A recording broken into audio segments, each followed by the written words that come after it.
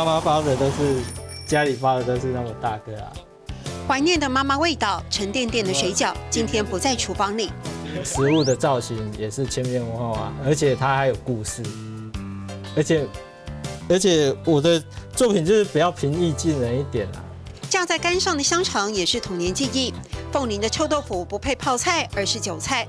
花生用保特瓶装着卖，腊肉看起来好美味，但这些都是石头做出来的。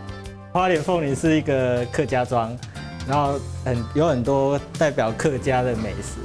然后我的创作就是以美丽的石头、美味的食物下去做创作发想嘛。剥皮辣椒用台湾翠玉雕刻而成，还有起拔，客家的各种版味美食。石头变成食材，在雕刻家林仁德手中惟妙惟肖。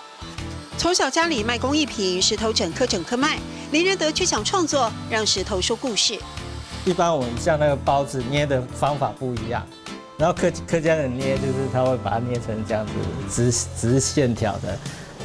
起初是为了突破花莲11产业在6、70年代外销衰败的发展危机，林仁德企图走不一样的路。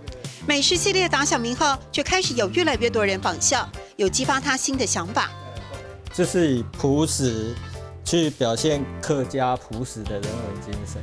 南山系列就是以客家服饰和童话，然后它有一个名字叫一同打拼克服困难。请甲伊哪一种作品？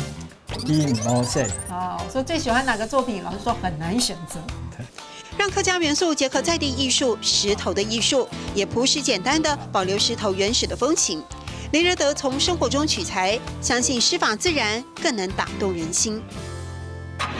上课喽！请甲伊哪一种作品？伊唔好写。请甲伊哪一种作品？伊唔好写。谢谢宗仪老师。